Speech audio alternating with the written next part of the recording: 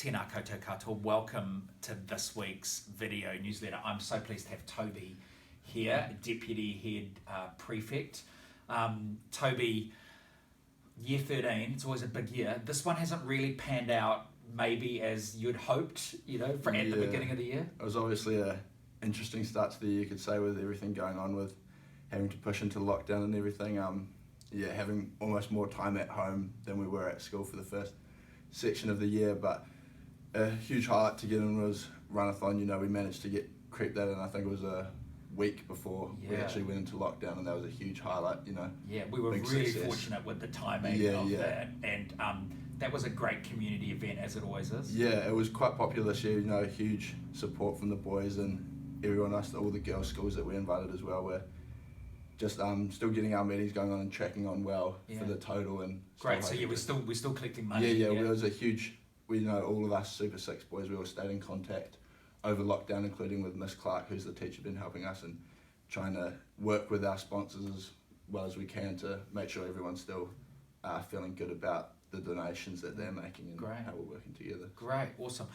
You also were a key member of the Super Second 11 cricket team that I think finished, was it fourth? Yeah, in the Premier One First 11 competition, the fourth best First 11 of Wellington. No, we had a huge season. We really enjoyed playing along in the top division alongside our first, who obviously did very well in that competition. We had quite a narrow loss to St Pat's Silverstream, which is sort of where we fell down, but now it's a great season. And a really a very exciting last wicket victory over St Pat's from memory. Yes, that was and you were out there. Yeah, out there batting with Jago, just nudging it along as a number 10 batsman, but no, it was definitely a great time.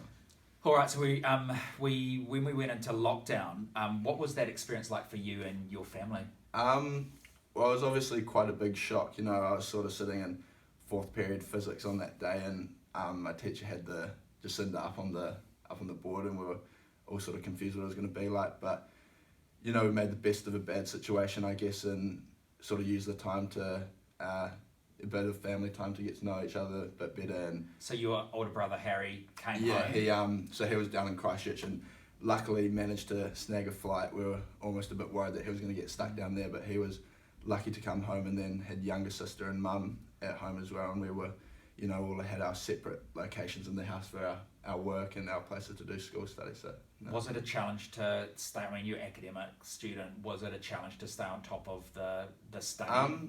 Yeah, especially I found for subjects such as English and geography, when it's more personal view, I found it quite hard. But they're very reliant on discussion. Exactly, yeah. And that's where the class discussion and being able to talk to other boys really comes in handy. But for the first half of isolation, I had a lot of motivation, and that sort of started to dissipate as we went along. It was hard to sustain. Yeah, definitely. Yeah.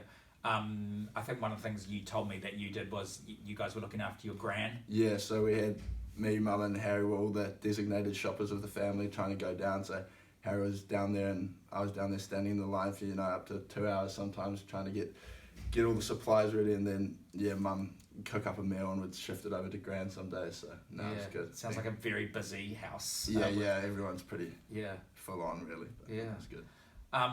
Over the break, one of the challenges for sports people was the fitness and sort of we just didn't even have the incidental fitness that comes from walking around school. How did you? You're a first 15 rugby player. I think you're going into your third year in the first 15. You're a prop. How did you stay fit?